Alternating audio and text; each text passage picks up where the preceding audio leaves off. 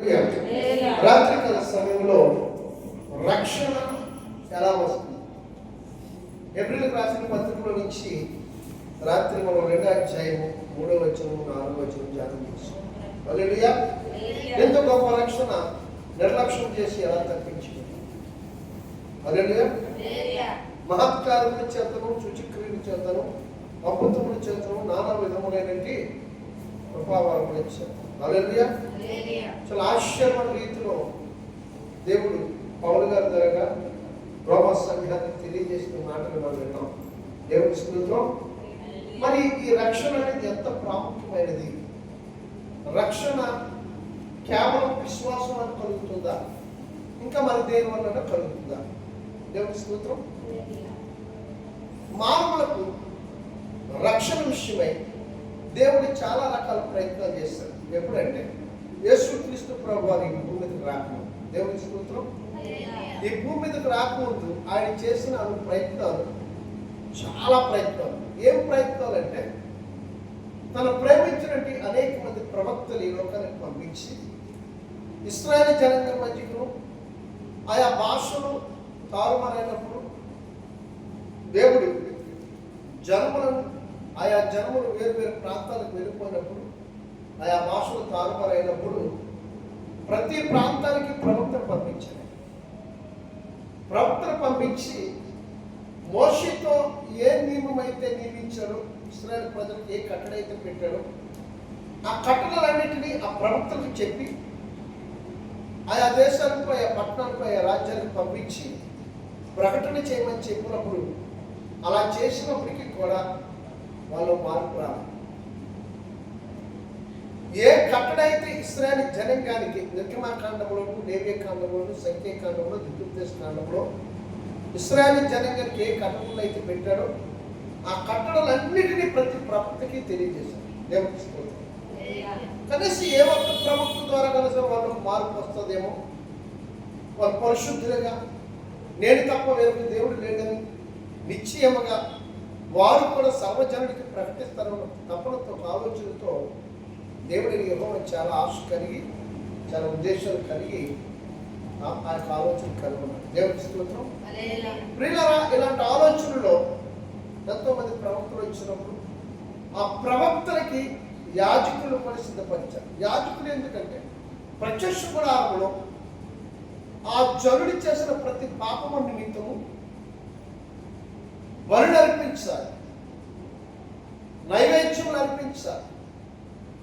దేనికి ఈ బలులు, నైవేద్యములు అంటే వారు చేసిన పాపముల నిమిత్తము ఒక్కొక్క పాపానికి ఒక్కొక్క పరిహారం చెల్లించాలి. పాపాన్ని బట్టి మోషేకు దేవుడు ఈ కట్టడ అనేది నియమించాడు. వారు చేసే ప్రతి పాపానికి ఎడ్లను, కోడేళ్లను, గొప్పలను, పావురాలను, ఇలాగా రకరకాల మేకలను, పొట్టేళ్లను, వీటి రక్తము ద్వారా వీరికి పాపక్షమాపణ కలుగుతుంది. ఈ పాపక్షమాపణ కలగటానికి మేకను, గొర్రెను, కోడేళ్ళు, పావురాలను తీసుకొచ్చి అవి యాజకునికి ఇచ్చి ఆ దహన బలిపీఠ మీద దాన్ని ప్రోక్షించినప్పుడు వారి పాపానికి పరిహారం జరుగుతుంది. దేవునికి స్తోత్రం. హల్లెలూయా.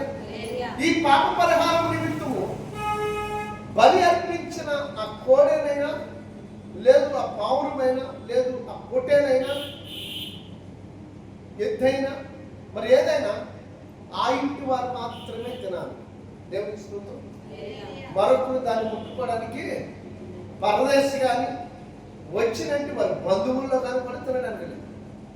అందుకనే వారు ఎంతైతే చేయగలరు ఆ సామర్థ్యతను బట్టి చేసిన ప్రతి పాపానికి పరిహారముగా కొన్ని బలులు అర్పించే బలుడి ద్వారా వీళ్ళకి రక్షణ కలుగుతున్న దేవుడు చాలా ప్రయత్నం చేశాడు. దేవుడికి స్తోత్రం. వీరికి ఏమలవాటు అయిపోయిందంటే ప్రియులారా, ఇశ్రాయేలు జనాంగానికి పాపం చేయడం, ఏదో ఒక మేకం చేయడం, బలి ఇవ్వడం, ఆ రక్త పరీక్ష అయిపోయినట్టునే మళ్ళీ కొన్ని దినాలు నియమముగా పరిశుద్ధంగా ఉండడం, మళ్ళా వెళ్ళిపోయి పాపంలోకి వెళ్ళిపోయి ఇదే జరుగుతుంది వాళ్ళ జీవితాలు. చూసి దేవుడు ఏం చేశాడంటే ఎంతమంది ప్రవక్తలు పంపించిన, ఇంతమంది చెంద ఇన్ని కట్టడాలు నిర్మించినాను, వీళ్ళ జీవితంలో పూర్తిగా పరిహారం లేదు. వారి వరకు ప్రాయశ్చిత్తముగా బలినైతే అర్పిస్తున్నారు కానీ, రక్త ప్రోక్షణ అయితే జరుగుతుంది కానీ రక్షణలో నిలిచి ఉండలేకపోతారు. దేవుని స్తోత్రం. హల్లెలూయా. రక్షణలో నిలిచి ఉండాలి దేవుని ఉద్దేశం అది. అందుకనే వీళ్ళు పాపము చేయకుండా ఉండే నిమిత్తం ఈ రకరకాల పక్షులను, జంతువులను పాప పరిహార బలియాగముగా, అర్పణముగా, ప్రాయశ్చిత్తము చేయుటకు దహన బలిపీఠం మీద యాజకునికి ఇచ్చి ఎవరైతే పాపము చేస్తారో వారి నిమిత్తము ఆ రక్తము ఆ బలిపీఠం మీద ప్రోక్షింపబడాలి. దేవునికి స్తోత్రం. ఇలాగ జరుగుతుంది కానీ వీళ్ళు మార్పు అనేది ఏమీ లేదు. చూసిన దేవుడు మార్పు లేదు వీళ్ళని చూసి ఏం చేస్తే పూర్తిగా పాప పరిహారానికి కావలసిన రక్త ప్రోక్షణ కావాలి. హల్లెలూయా. ఇంకా పాపము వీరి మీద ఏర్పాటు చేయకూడదు, శాపము వీరి మీద ఏర్పాటు చేయకూడదు, దోషము వీరిలో ఉండకూడదు, అపరాధము వీరికి కనబడకూడదు, రోగాలు వీరి మీద ఏర్పాటు చేయకూడదు, వ్యాధులు ఏర్పాటు చేయకూడదు, తెగుళ్ళు వీరి యొద్దకు వెళ్ళకూడదు. వీటన్నిటినీ బాగా తన మదిలో ఆలోచించి తన బిడ్డలమైన మన విషయమై మంచి నిర్ణయం తీసుకుంది. దేవుని స్తోత్రం. ఏంటి ఆ నిర్ణయం? ఆదికాండం మొదలుకొని మలాకి గ్రంథం వరకు మనం చూస్తే చాలా మంది ప్రవక్తలు వచ్చారు, రాజులు వచ్చారు, విశ్వాసులు ఉన్నారు, అందులో శతాధిపతులు ఉన్నారు, ఉపదేశకులు ఉన్నారు, కాపర్లు ఉన్నారు, యాజకులు ఉన్నారు. ఇలా చెప్పడానికి చాలా మంది దేవుడి సిద్ధపరిచి ఏర్పాటు చేసినట్టు వారిలో చాలా మంది మలాకి గ్రంథం వరకు ఉన్నారు. దేవుడి స్తోత్రం. మలాకి గ్రంథానికి మత్తయి సువార్తకి మధ్య 430 సంవత్సరాలు దేవుడు ప్రజలతో మాట్లాడడం మానేశారు. ప్రజలు కూడా దేవుడిని కలుసుకోవడం మానేశారు, దేవుడి దగ్గరికి వెళ్ళడం మానేశారు. దేవుడి స్తోత్రం. ప్రజలు దేవుడి దగ్గరికి వెళ్ళిన ఆలోచన వారికి లేదు, దేవుడు కూడా వీరితో మాట్లాడే ఉద్దేశం దేవుడికి లేదు. కారణం ఏంటంటే ఈ ఆదికాండం మలాకి గ్రంథం 8 మందిని పంపించినప్పుడు మీరు ఏం చేస్తారంటే లక్ష్య పెట్టలేదు, దేవుని మాటని లక్ష్యం ఉంచలేదు, దేవుని లక్ష్య పెట్టలేదు. అది చూసిన దేవుడు వీళ్ళు ఇలా కాదని చెప్పి ఇంచుమించు 430 సంవత్సరాలు ఎవరితో మాట్లాడారు. 430 సంవత్సరాల్లో ఒక గాఢ అంధకారమే. ఈ మాట మీకు ఎక్కడ దొరుకుతుంది అంటే కొలస్సీలకు రాసిన పత్రిక 1వ అధ్యాయంలో 12-13 వచనాల్లో దొరుకుతుంది. దేవుని స్తోత్రం. అక్కడ ఏం రాస్తారంటే అంధకార సంబంధమైన పాపములో నుండి, దేవుని స్తోత్రం, అంధకార సంబంధమైన పాపములో నుండి మిమ్మల్ని విమోచించి విడిపించి తన కుమారుడు యేసుక్రీస్తు ప్రభువుతో రాజ్య నివాసులుగా చేయుటకు. హల్లెలూయా.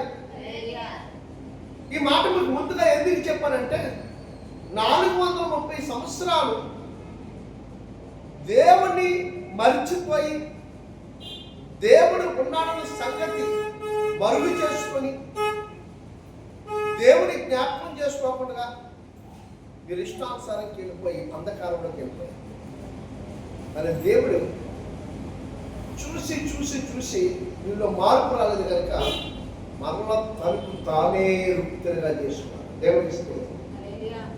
తనకు తానుగా రుక్తుని చేసుకొని నేనే వెళ్తే మంచిది అనుకోని నరరూపుడిగా ఈ లోకానికి వచ్చింది. ఆమె వచ్చి ఆయన చేసిన పని ఏంటంటే 40 దినాల ఉపవాసం. మత్తయి సువార్త 40 చదువుకుంటారు. ఈ 40 దినాల ఉపవాసం ఎందుకు ఉన్నాడంటే ఇశ్రాయేలు ప్రజలకి ఇక్కడున్నటి జనులకి ఈ 430 సంవత్సరాల తర్వాత కలుసుకునే ప్రజలకి రక్షణ కలిగించాలంటే వారి మధ్యన ఒక ఉన్నతమైన దేవుని సంబంధాన్ని ఏర్పాటు చేయాలి, ప్రజలకి దేవునికి ఒక నిబంధన ఏర్పాటు చేయాలని అనుకొని కొన్ని దినాలు ఒక పరిశుద్ధత కొరకు ఒక నియమం తీసుకున్నాడు. దేవుని స్తోత్రం. ఆయనే చేశారు. హల్లెలూయా. ఈ 40 దినాలు ఉపవాసం వల్ల తన శరీరం నలపట్టబడ్డారు. శరీరం నలపట్టబడడంతో పాటు ఎముకలన్నీ మెత్తబడ్డాయి. మాంసంలో ఉన్న శక్తి అంతా తగ్గిపోయింది. రక్తంలో ఉన్నట్టు హేయమైంది కానీ, దోషమైంది కానీ, అపవిత్రమైంది కానీ ఏది మరలా ఆయన ప్రవేశించుకున్నది. అప్పటికే ఆయన పరిశుద్ధుడు. మరింతగా తన చెమట రక్తం మారినంతగా తనకు తాను పరిశుద్ధపరచుకోవడానికి, పరిశుద్ధ రక్తము నీ కొరకు నా కొరకు సిద్ధించడానికి ఆయన ఏం చేశాడంటే మరికొంతగా ఆత్మలో బలపరచబడ్డాడు. దేవుని స్తోత్రం. ఇప్పుడు ప్రజలకి కోడేల రక్తం వల్ల కానీ, మేకల రక్తం వల్ల కానీ, ఎడ్ల రక్తం వల్ల కానీ, పావురాల రక్తం వల్ల కానీ, గొప్పల రక్తం వల్ల కానీ విమోచన, విడుదల, రక్షణ అనేదే లేదు. ఒక్క అర్పణమ చేత, అదే క్రీస్తు అర్పణం, యాగం. ఒకే ఒక బలి అర్పణమ చేత ఆయన రక్తము ద్వారా మనకి విమోచన, హల్లెలూయా, మనకి విడుదల, దేవునికి స్తోత్రం, మనకి రక్షణ, హల్లెలూయా. మొదటి యోహాను సువార్త రాసిన పత్రిక 1వ అధ్యాయంలో 6-7 వచనాలు మనం చూసినప్పుడు చాలా స్పష్టంగా మనకు కనబడుతూ ఉంటుంది. మీరు చూస్తే చాలా విపులంగా 6-7 వచనాల్లో మనకు రాయబడి ఉంటుంది. అలాగే 5వ యోహాను సువార్త 5వ అధ్యాయంలో కూడా చాలా స్పష్టంగా మనకు రాయబడి ఉంటుంది. దేవుని స్తోత్రం. ఎంత స్పష్టంగా రాయబడి ఉంటుంది అంటే ప్రియులారా చదువుతారా?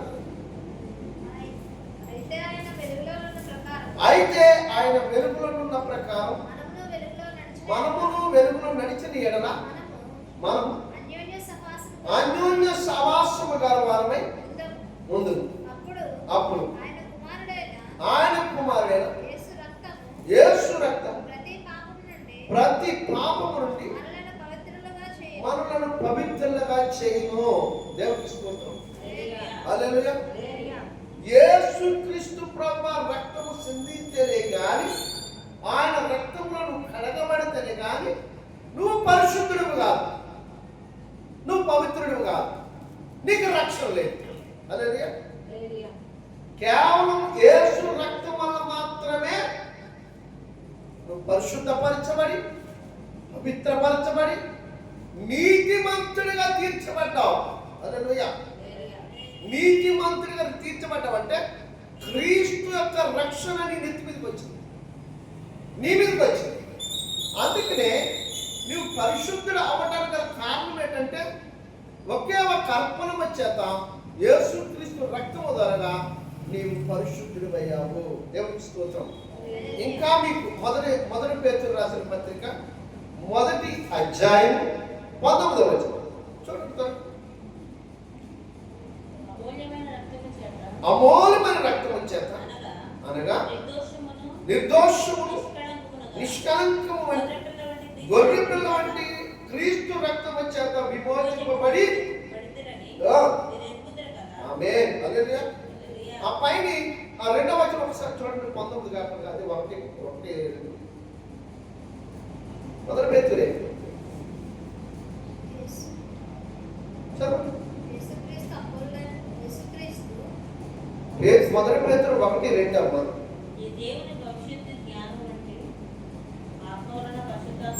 అది ఆత్మ వలన పరిశుద్ధాత్మ పొందిన వారే విధేయులగుటకును యేసుక్రీస్తు రక్తం వలన పోషించబడుటకు ఏర్పరచబడిన వారికి అనగా పొత్తు గలలియా, గలతియా, కపోదియా, ఆసియా, బిథూనియా అను దేశములు యందు దేవునికి స్తోత్రం. హల్లెలూయా.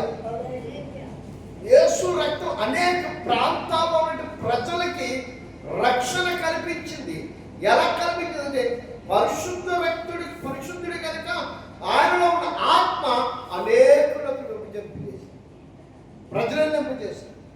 అనేకులకు దేవుని ఆత్మ వెళ్ళి ఈయన పరిశుద్ధుడు, ఈయన రక్తంలో కడగబడితే నీకు రక్షణ, నువ్వు రక్షించబడ్డావు రుజువు ఏంటంటే క్రీస్తు రక్తంలో కడగబడ్డావు. పరలోక రాజ్యానికి యోగ్యుడు ఏంటంటే యేసు రక్తంలో కడగబడ్డావు. ఈ నరకం అనే శిక్ష నుంచి తప్పించబడాలంటే యేసు రక్తంలో కడగబడాలి. కుల మత భేదాలు కాదు, మనిషి క్రొత్త మనస్సు కలిగి ఉండాలంటే, క్రొత్తగా బ్రతకాలంటే, క్రొత్తగా జీవించాలంటే యేసు రక్తంలో కడగబడితేనే ఆ మనిషి నూతన పరచబడతాడు. నూతన పరచబడకుండా వాడు క్రొత్త జన్మ ఎత్తలేదు, వాడు క్రొత్తగా బ్రతకలేదు. అందుకే 1 యోహాను సువార్త 5వ అధ్యాయంలో 4-5 వచనాలు ఒక్కసారి చూడండి, మీకు అర్థమవుతుంది. 5-6 చదువునప్పుడు దేవుని మూలముగా పుట్టిన వారందరూ లోకమును జయించుదురు. లోకమును జయించిన విజయం మన విశ్వాసమే. యేసు దేవుని కుమారుడని నమ్మువాడు తప్ప లోకమును జయించేవాడు మరి ఎవడో? నీళ్ళ ద్వారా రక్తము ద్వారా వచ్చిన వాడు ఈయనే, అనగా యేసుక్రీస్తే. నేను నీళ్ళతో మాత్రమే కాక నీళ్ళతోను రక్తముతోను వచ్చాను. ఆత్మ సత్యము కనుక సాక్షించేవాడు ఆత్మయే. సాక్షించేవారు ముగ్గురు, అనగా ఆత్మయు నీళ్ళను రక్తము, ఈ ముగ్గురు ఏకీభవించి ఉన్నారు. ఆమేన్. మార్గం నేనే జీవము సత్యము మార్గం. హల్లెలూయా. నేనే జీవము సత్యము మార్గం. నీవు చీకటిలో నుంచి వెలుగులోకి రావాలంటే, మరణములో నుంచి జీవంలోకి రావాలంటే, మరణపు ముళ్ళు విడిచి మృత్యుంజయుడిగా తిరిగి బ్రతకాలంటే ఖచ్చితంగా నీళ్లలోను రక్తములోను ఆత్మలోను రక్షణ పొందాలి. ఇదే యేసుక్రీస్తు రక్తము. యేసుక్రీస్తు రక్తంలో కడగబడాలి, అప్పుడే నీకు రక్షణ. అదేంటండి పాస్టర్ గారు, 2025 సంవత్సరాలు అయిపోయింది ఆయన వచ్చి, ఇప్పుడు ఎలా కడగబడుతుంటే విశ్వాసము ద్వారా రాశారు. దేవా, నీవే నీ స్వరక్తం పెట్టి నన్ను సంపాదించుకున్నావు, నీ స్వరక్తం పెట్టి నన్ను కొనుక్కున్నావు, నీ ప్రాణం పెట్టి నన్ను సంపాదించుకున్నావు. నేను నమ్ముతున్నాను, చూచిన వాటిని నమ్మిటి కంటే చూడక నేను నమ్ముతున్నాను. నన్ను నీ రక్తంలో కడుగు, నీ రక్తంలో కడుగు. నీ ఆత్మతో నింపో, నీ శక్తితో నింపో, నీ బలముతో నింపో, నీ వాక్యమును నాకు ఉపదేశించు, నాతో మాట్లాడయ్యా. అరికాలు మొదలుకొని నెన్నెత్తి వరకు ప్రభా, సిరిసి మొదలుకొని సిరిపాదం వరకు నీ రక్తంలో కడగండియా. నా ప్రతి అవయాన్ని కడగండి, నా దేహంతో నేను మహిమపరచాలి. నీ రక్తముతో కడిగి నీ రక్షణ నాకు దయచేయి. చూస్తాం తన మహిమనంతే. మనము ప్రార్థన చేసి అడుగుతూ ప్రార్థన చేస్తున్నప్పుడు దినము నీలో ఒక మార్పు వస్తుంది. మార్పు ఎలా ఉంటుందంటే, నువ్వు చేసే ఆత్మీయ యాత్ర ప్రయాణం చూసిన ప్రార్థన, ఈరోజు చేసే ప్రార్థన రేపు చెయ్యవు, రేపు ఇంకా అధికంగా చేస్తావు. హల్లెలూయా. ఈరోజు చేసే ప్రార్థన చెయ్యవు, రేపు నీ ప్రార్థన మారిపోతుంది, నీ ఆలోచన మారిపోతాయి, నీ తలపులు మారిపోతాయి, నీ నడవడికి మారిపోతాయి, నీ మనసు మారిపోద్ది. ఎందుకో తెలుసా? దినదినము వృద్ధి చెందుతూ రూపాంతరం చెందుతూ క్రొత్త భాషలతో ప్రార్థన చేస్తాం, క్రొత్త ధనముతో ప్రభుని స్తుతిస్తాం. దేవుడు నీ కొమ్ము ఇచ్చిస్తూ ఉంటాడు. కొమ్ము ఊదుడి అంటే అర్థమైంది తెలుసా? దేవుని స్తుతించండి గొంతెత్తి. కొమ్ము ఊదుడి, బోర ధ్వనితో ఆయన ఘనపరచండి. మనం ఎప్పుడైతే కొమ్ము ఊదడం ప్రారంభించామో, స్తుతించడం ప్రారంభించామో, నీలో ఉన్న ప్రతి అవయవంలో ఉన్న ప్రతి కదలికలు మారిపోయి దేవుని ఆత్మ మాత్రమే మన మీద పనిచేస్తుంది. దేవుని ఆత్మ ఎప్పుడైతే పనిచేసిందో కూర్చున్న స్థలం కూడా పరిశుద్ధంగా కాదో చూసుకుంటావు. నువ్వు వెళుతున్నా ప్రార్థనా మందిరమే కావచ్చు, మోకరించే స్థలమే కావచ్చు, ఈ స్థలంలో ఇలాగ ఖాళీగా ఉన్న దాంట్లో కూర్చోవు. దాన్ని ఇది పరిశుద్ధమైన స్థలం కనుక సాపేసుకోను, ఒక గోనేసుకోను, ఒక దుప్పటేసుకోను, ఆ పరిశుద్ధ స్థలంలో ఆయన పరిశుద్ధ పాదాలు ఉంటాయి కనుక, పరిశుద్ధమైన దేవుడు అక్కడ ఉంటాడు కనుక అక్కడ మనం ఏం చేస్తావు? పరిశుద్ధమైన పెదవులతో పరిశుద్ధ నామమును బట్టి నీ పరిశుద్ధమైన చేతులతో పాదాలు పట్టుకుంటాం. దేవునికి స్తోత్రం. అది కూడా పరిశుద్ధత చూసుకుంటాం. ప్రార్థన చేయరు కదా, అయ్యే టైం అయిపోతుంది కదా అనుకున్న నేలని ఇలా బూడిలో కూర్చోం, తుడుచుకొని ఇలా నేర్చుకొని శుభ్రంగా మార్పు అనేది అలా ప్రారంభమవుతుంది. దేవుడు నేను పురుగలుపుతూ ఉంటాడు. ఎందుకంటే నీ మీదకి వచ్చిన రక్షణ ఈ క్షణం ఉండి మరొక క్షణంలో ఊడిపోయి తెలుసు. సామెతలు తెలుసా? తుమ్ముతో ఊడిపోయి ముక్కట. ఏంటట? అలాంటిది కాదు రక్షణ. తుమ్మితే ఊడిపోతాట ముక్కో, అలాంటిది కాదు. నీ బ్రతుకు దినములు అంటే తిరిగి మరలా తన మహిమలో చేరే వరకు నీలో ఉంటుంది రక్షణ. ఆత్మ తాను దయచేసిన దేవుడి దగ్గరికి వెళ్ళే వరకు ఆత్మ మొరపెడుతుందట. తెలుసా ఎవరు మొరపెట్టారో? ఎవరు మొరపెట్టారో? ఏ బేల రక్తమో నేలబడి మొరపెట్టిందట. అలాగే నీ దినములు ఈ భూమిని సంపూర్ణమైనప్పుడు దేవుని దగ్గరికట నీ ఆత్మ, అయ్యా నేను రక్షణ పొందాను, నీ నామములో నేను ఈ కార్యాలు చేశాను, నేను ఈ వాక్యం చదివాను, నేను అనేక మందికి ప్రకటన చేస్తాను, నీ ఆత్మ నాకు సాక్ష్యం చెప్తుంది. దేవుని స్తోత్రం. అప్పుడు నీ శబ్ద చెప్తాడు దేవదూతలు తీసి చదువుతుంటే అవును ప్రభా అవి చెప్పేదాకా నిన్ను అలా నిలబెట్టి నువ్వు చెప్పున నీ కోసం కదా దేవదూతలు నీ పక్షంగా దేవదూతలు సాక్ష్యం చెప్పాలి. రేపు రేపు రేపు దేవుని చిత్తం అయితే దేవుడు ఎవరి పక్షంగా ఉండి దేవుడే సాక్ష్యం చెప్పి చెప్తాడు. దేవునికి స్తోత్రం. ఈ రోజు మన పక్షంగా దేవదూతలు సాక్ష్యం చెప్పడం కాదు, నిజమే తండ్రి అని ఆయనకు చెప్పడం కాదు, దేవుడే సాక్ష్యం చెప్పిన భక్తులు ఇందులో ఉన్నారు. దేవునికి స్తోత్రం. హల్లెలూయా. రక్షణ అంత గొప్పదండి, రక్షణ అంత విలువైనదండి. ఈ రక్షణ పొందుకున్న వారికి ప్రియులారా ఏ లోటు ఉండదు. అయితే ఎందుకు భాషలో లోట్లు వస్తాయంటే మనం ఎక్కడ కొద్దిగా ప్రార్థన చేస్తాం, మనం ఎక్కడ క్రమంగా మందిరానికి వెళ్తాం, ఎక్కడ క్రమంగా పరిశుద్ధ గ్రంథంలో వాక్యం ధ్యానించి లేదా వాక్యం వినడానికి ఇష్టపడతాం, కుదురుగా మందిరం ఎక్కడ మోకాలు వేస్తాం, ప్రార్థనతో మోకాలు వేసి మరి నువ్వు అన్నా కదా వేసుకు భాషలు అంటాం. ప్రార్థన అంటే ఇంకా భాష గారు మోకాలు వేసారో లేదో చూస్తారో తప్ప ఈయన మాత్రం మోకాలు. మనం ఎప్పుడైతే మోకాలు వేస్తామో మన మోకాలు తెల్లబడతాయి. నీ చేతులు పైకెత్తుతున్నాయి చూసావా? నీ చేతులు చూసిన దేవదూతలు దేవుడు వాళ్ళకి ఆజ్ఞించి ఆ బట్ట నువ్వు చేసే ప్రార్థన తీసుకెళ్తాయట దిగుతాయట. యాకోబు జీవితంలో ఎక్కుతూ దిగుతున్నాయట. యాకోబుకైన దేవుడు మనకి దేవుడే, యాకోబు దేవుడు మనకి దేవుడే, అబ్రహాము దేవుడు మనకి దేవుడే, ఇస్సాకు దేవుడు మనకి దేవుడే, ఇశ్రాయేలు దేవుడు మనకి దేవుడే. ఆ రోజు వాళ్ళు దాటిపోలేదు కదా, ఈ రోజు నేను ఎందుకు దాటిపోతాడు? యాకోబు ఏమి పరిశుద్ధముగా పరిశుద్ధాత్మ ధరించుకుని భూమి మీదకి రాలేదు. నువ్వెలా వచ్చావు? ఆయన అలాగే వచ్చావు. ఆయన వెతికాడు, ఆయన వెంబడించాడు, ఆయన కలుసుకున్నాడు, ఆయన చూశాడు, ఆయన అనుకున్నాడు నువ్వు తప్ప నాకు వేరే దేవుడు హల్లెలూయా. అలాంటి కట్టడ నియమము ప్రమాణం యాకోబుకు ఉంది, అబ్రహాముకు ఉంది, ఇస్సాకుకు ఉంది, ఏసాకుకు ఉంది, ఎస్తేరుకు ఉంది, దిబోరాకు ఉంది. ఈ రోజున ఎంతమందికి ఉంది? ఈ సత్యవాక్యం చెప్పామనుకో వాళ్ళు ఎప్పుడో చేశారు, మనకు కాదండి వాళ్ళకంటే అంటారు. వాళ్ళకి కాదు మనకే. దేవుని స్తోత్రం.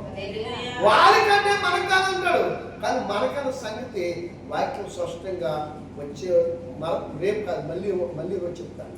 రేపు ఇది ఖచ్చితంగా సాక్ష్యాల గురించి చెప్తాను. దేవుని స్తోత్రం. హల్లెలూయా. కాబట్టి ప్రేమ పెట్టారు. రక్షణ మేకల రక్తం వల్ల, పొట్టేల రక్తం వల్ల మనకు రాలేదండి.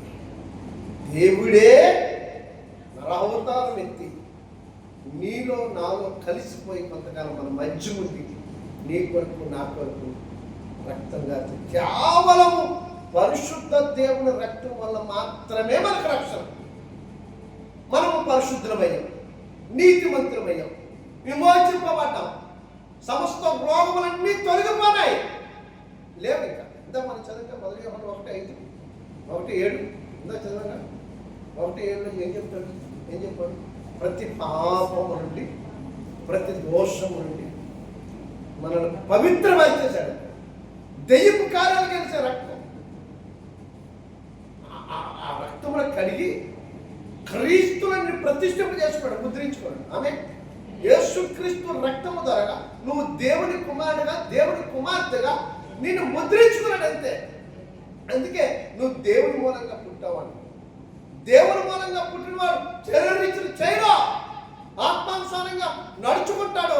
దేవుని మూలంగా పుట్టినవాడు లోకముని జయిస్తాడు. దేవుని స్తోత్రం. లోకముని జయించే విశ్వాసమే క్రీస్తు రక్తములో వచ్చిన రక్షణ. ఆ రక్షణే క్రీస్తే మన విశ్వాసము. విశ్వాసమే యేసుక్రీస్తు రక్తము ధరగా నీకు విజయం. ఆమేన్. అట్టి కృప దేవుడు మనకు దయచేయును గాక. ఆమేన్. హల్లెలూయా.